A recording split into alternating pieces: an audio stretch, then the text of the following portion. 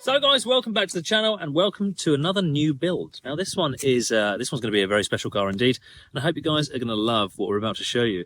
Now, I purchased two Defenders. This was one of the pack, and this is the only one you're going to see now. You did see one in the previous video, just a glimpse of it. I purchased these. They're one owner cars. I'm specifically going to talk about this one for now. One owner car, 73,000 miles,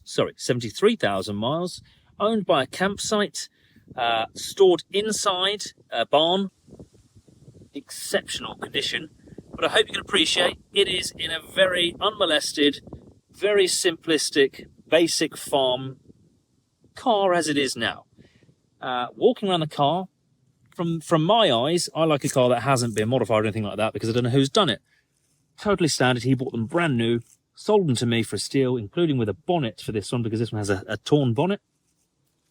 It's such a nice car, and I love them in this state because there's so much potential of what we can do to them. We'll have a walk around the car. So this one was used predominantly for moving caravans around campsites, and they had two campsites. Front bumper, what are they called? Pushers. They'd be pushing around caravans, etc. We haven't actually had this on the ramp yet. We will be going on the ramp today. We want to steam it, wash it, give it a good look over, make sure we know what we're dealing with. But I did crawl around this thing, and the fact that it was dry stored is a big yes for me. And you can see straight through here what we're dealing with. Obviously, it's an old car. It's 2001, so this is how old, Tom? 22 years old. Is that right? Correct. Is that right? Look at me, all grown up. So, what we're looking at here is the footwell. Lovely condition outrigger and chassis in general, very clean, no mud hidden, original galvanized wheel arch liners which aren't worn through. Everything's totally standard. I appreciate this looks like a new wing and they painted it on the campsite, but generally speaking, this is what I live for, because this means that we're not going to come across any dodgy wiring, no dodgy modifications. We're going to the only specialist, if you will, that's touched this to do what we do, refining them, is going to be us. So generally, she's a little bit tired, but I have already driven 400 miles in this thing. I drove it back from, where was it? Almost Blackpool. A long way. Very, very nice drive, very standard. There's a lot that we can do to this thing, but there is so much we can do to this thing, and I hope you're going to love what this is, because this is going to be a total transformation. And we're going for... We've been doing a lot of classic recently, and I'm excited to do this because this is pushing the boundaries of where we're tastefully modifying, what we're able to achieve. We're going G-Wagon-esque overland. Now, when I say G-Wagon-esque, I mean the luxury look of it, generally. It's going to look very fresh, very modern, like it's been very well tastefully done, hopefully. And it's still staying green, because I'm always wary of ones that just go black. It's all a bit too similar. The colour green that we're going for is fantastic, and we're getting a real good job done on this. So it's going to be... Are you excited for the colour, Tom? Absolutely. Can't wait to see it all. It's going to be an interesting colour indeed. We're going to go for things like panoramic glass, etc., lifting the actual specification of the vehicle with electric windows, alarm, immobiliser, central locking, etc., because this is just a basic truck. It's got no radio, no central locking, no immobiliser, so we want to bring this thing up to 2023, give it some refinement mechanically, make it look good. It's going to be a real one to watch, so I hope you guys are excited for this one, and let us know what you think in the comments about this condition so far. I think it is, this is what you want to be buying, guys. If you are looking to buy a Defender, this is what you're looking for, a very standard car, unless it's obviously done by a reputable brand, etc. Us. Guys, the essentials are here, and they are what we're trying to do when we're buying a Defender. The bulkhead and the chassis are your most important areas that are going to tell you the overall condition of the car. This car hasn't been repainted. It's had areas where it's been sort of knocked about the campsite. Bulkhead is original and in great order. It hasn't had a dodgy paint job. They haven't painted the rubber. The vents move. It's just a good one. And with that, you're then able to achieve greatness. But if you get a poo... It's just awful to try and save it and salvage it. But this is a very basic car. So we're able to add our own body harness, our own modifications, all of our own tech, and just do it right. And this is just a nice, straight and honest Defender, which is the perfect starting point. The powertrain, There's not even a leak on the transfer box, to be fair, I don't believe. Pretty sure it's bone dry. There are a few bits to be done. It's 2001, 73,000 miles, but it is in good order. Walking around the body, it's got ages, marks commensurate with its age, but obviously we can rectify those, that's not an issue. The doors have a few dings in it. The hinges aren't even that worn, but things like the windscreen blocks, just general, the paint is old. So we've got to rectify that, and we'll be changing this colour. Although I do like this, I think this is a hue of Coniston. Is it, Tom? Potentially Coniston green? You're nodding. You know what it is, or what you think it is? I think it is. It's Coniston. Because there were a few shades. There's 3 shades. But I do like the colour. One day I will do a Coniston green. We do have a second one. But I'm excited to bring this thing 20 years into the present, if you will. And there's so many little touches we're going to be doing this one to make this a really special car. And just how it looks is going to look incredible. I mean, this wouldn't fit in any city. It looks like rolled out the country. Wheels aren't right. The drive isn't right. But we're starting with a good base. Let's have a look around the car, that's good.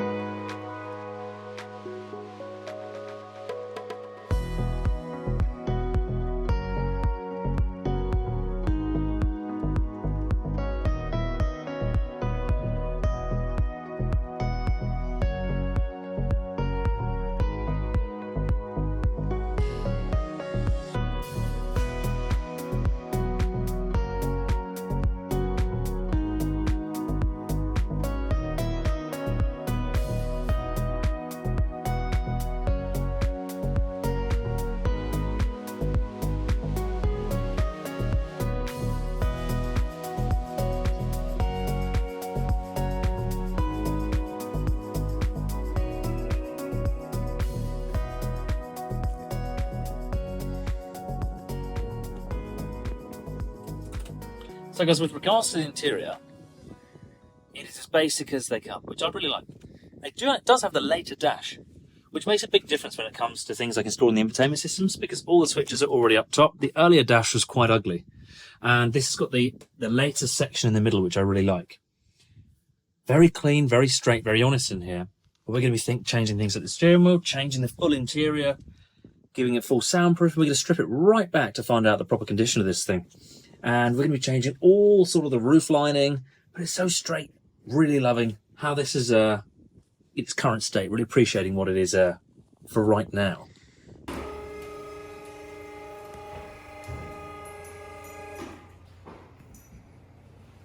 The green car is on the lift. We're now going to run you through the condition of it, see what this thing really needs. I had a general crawl around on the floor of it. I thought it was in good condition. I know that it needs a clutch, and I assume it's going to want little things like bushes, maybe a front axle rebuild on the swivels. We're going to do them anyway, but we might have some surprises, who knows. Life on the campsite, 22 years as a camp vehicle from brand new.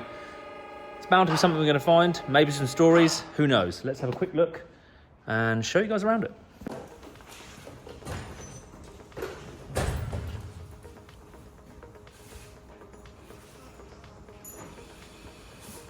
So guys, first thing I'll be checking is things like wheel bearings, just having a good look over the vehicle. At this height, I always put the vehicle to half height, making sure that we can look around the frame, check out the chassis number, have a look at the front outriggers, have a look at the general chassis, suspension turrets, just general, anything that I don't like the look of, or just have a good look around the vehicle. Footwells, I can get a good spot at, I can see mud, etc. We're going to want to get rid of this before we start on this project, but generally, footwells looking very, very nice indeed. This wheel well, looking just like I'd expect. I did notice at 50 miles an hour, this vehicle has a big wheel wobble. Whether or not that's to do with wheel weights, I suspect it's going to be the panhard bushes where it connects the front axle to the chassis. Lovely and dry.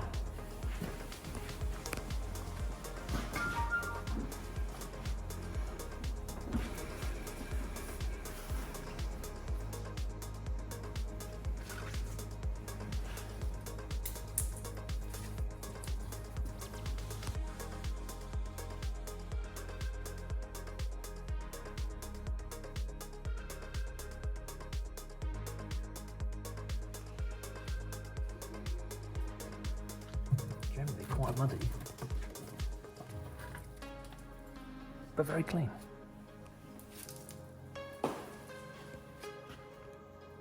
That made a wonderful little explosion. Still body colour, a little bit of surface rust. Let's go. Oh, look at that! An Anderson connector. See the Durite connector? Well, look at that. That goes. Why does it go backwards, Tom? Oh, hang on. We do come backwards, back upwards for some reason, onto the exhaust, which is fantastic, and back into the battery charger. We have a battery charger here. Oh, this chassis is wonderful. Right, let's start at the front, keep this normal. Oh no. So guys, generally, I always start at the front of the vehicle. I have a set order of how I inspect a Defender. Always start at the front, checking the general chassis outriggers, radiator, intercooler, and condenser assembly. This is not an AC model, so it doesn't have a condenser, but I can see that the radiator core and the intercooler have been replaced recently, which is good. Unless it's been accident damaged, I can see it hasn't, but it is in good order. It's very dry, which is fantastic. I can see that it does want swivels doing. You can see that they are leaking here. So you can see the pitting on the swivels itself. Now these aren't the best design from Land Rover, but what we have inside here is a knuckle joint, and you have your half shaft which goes into the differential. Now this should be a straight shaft. Obviously the vehicle has to turn, so you have a knuckle joint filled with one-shot grease inside the swivel housing, allowing you to turn and keep the connection to the differential. Not the best design. There's a Teflon seal. It gets wet, it drags in grip, sticks to the seal, and the seal fails, and then leaks out all its grease. And then over time, the kingpin bearing and the lower bearing start to wear, and you just get excess play, and the steering just gets a bit vague. These balls are pitted, so we're going to have to rebuild the front axle. Springs and shockers always look good. We are going to be changing those, I believe. I can see generally it's quite dry. I have a lower ball joint which is gone. That's an MOC failure, so we're going to have to change that. Steering box is dry, but what it is interesting is right up there I can see a big oil leak from what looks like the remnants of the EGR valve, so we're going to have to investigate that. Engine's nice and dry. We have obviously got a small leak here. Whether or not that's from the front, we're going to find that out and see what's causing that and rectify. Power steering lines look wet, probably from the pump. We will again investigate. Axle looks nice, doesn't look damaged. Usually find these are bent where they've hit like a rock or something and welded up. That's looking nice and good order. Chassis looks fantastic. As does the footwells. In general, it looks like a nice standard car. Nice and wet around the gearbox area. We will be putting a clutch assembly into this because as a reverse in the cold, you get the typical, which is going to be your spigot bush, only applicable to an R380 gearbox, which is a TD5 or 300 TDI. That spigot bush spins up, and changing the spigot bush makes that noise go away. But I suspect that's a rear main oil seal leak, and possibly even a fuel pressure regulator as it's higher up as well. So again, we're going to have to steam, clean, rectify, fix these issues. Not a problem. This is just a 22-year-old vehicle, and I'd expect some stuff like this because it hasn't been maintained at a specialist level. I don't know if it has actually. I need to check through the service history. It's full service history, but depends how much people want to spend on these things. But I'm just super picky about these things. They shouldn't leak. Simple as that. Transfer box is a little bit wet. When the transfer box is out with the clutch, we will be resealing this, and you can see the typical, if you come around here, Tom, they leak from the IMS shaft. The intermediate shaft holds the gear set in the transfer box of the LC230, and the O-ring on the end goes dry and cracks, and then you leak out, and I assume all of this is from that, so we'll be rectifying that. Slight perishing bushes on the front arms. Now these arms, the radius arms, are responsible for keeping the axle lock solid and stopping the axle from pulling back left or right. You can see here we've got slight perishing on the bushes, a little more than I'd like to see. It is, again, 22 years old. Nice and easy rectifiable then. Again, nice and dry coming back here. There is a little bit of surface corrosion on the back towards the chassis. We'll have to sort that out. We'll give it a wax oil. Again, on the rear bushes, ever so slight perishing.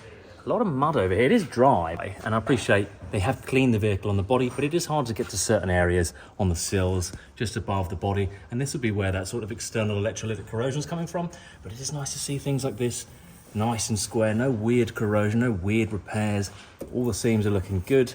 No rot on the battery tray.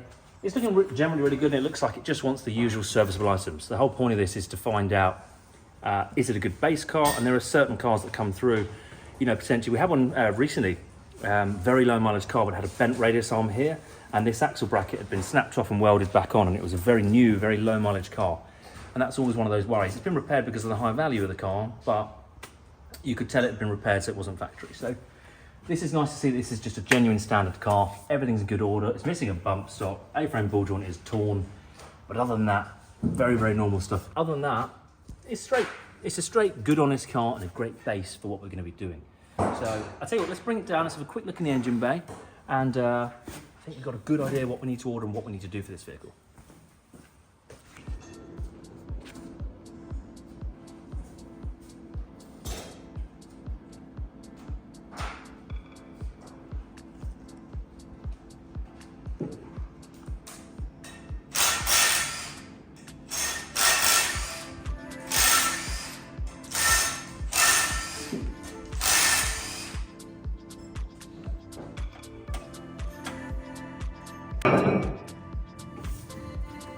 So we've got the original factory aerial here, and it would have been situated here, and I can see that this corner is new. Again, it probably just had some sort of camping damage, a little bit of a knock.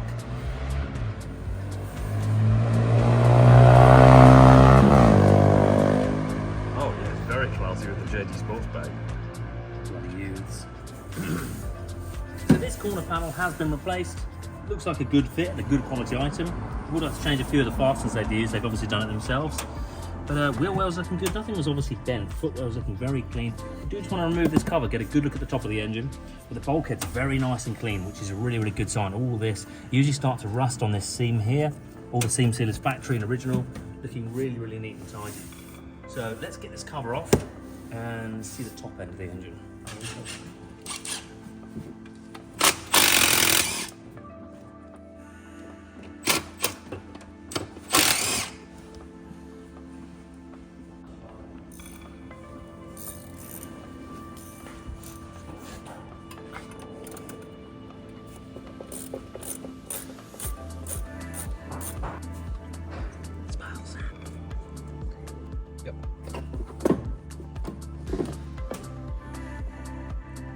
Well, it's nice to see all this is clean.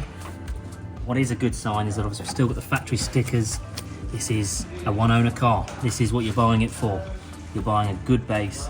One guy's owned it, not 100 different people. You know the history of it. And back cover, sometimes these aren't there. It's nice to see that there, which probably means it's on the original clutch, because sometimes when they don't go to specialists, these are lost, never put back on. I can see fuel pressure regulator is leaking. See, it's all wet around there. The top cam gasket, realistically, we should do. And the original EGR valve, that's soaking wet. But nice to see it's all original. And a very clean engine, actually. It's very dry. Just the actual block itself. I know there's some external leaks that are easily solved. Hasn't got the typical blowing manifold, which is typical of a higher mileage TD5. Where they sort of get a screeching noise higher up. The manifold bows and bends away, pulls the studs. There's no soot around the back edge or the front edge, which is typically where you find it. No coolant leaks. This is always this connection here is always sort of gummed up. We've definitely got a nice car here.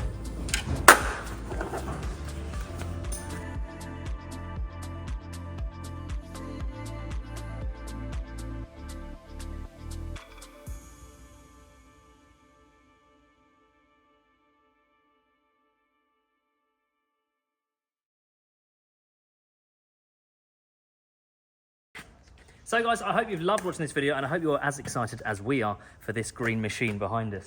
It is a very sweet car. It's what we found out in this episode. Introduced you to the build, had a little drive, and let me tell you, the next one is going to be one not to miss. We're going to strip it down, ready for paint. I think it's the first thing we'll be doing before the mechanicals. We've got it booked in at the shop, and we don't want to miss that slot, so it's going to be stripped down in the next episode. Guys, don't forget to tell us what you think in the comment section below. Don't forget to pick up some juicy merch at juicemotors.com. Help support your boys. And don't forget to give us a follow on Instagram, which is @JuiceMotors. And please subscribe. See you in the next one. Stay with me.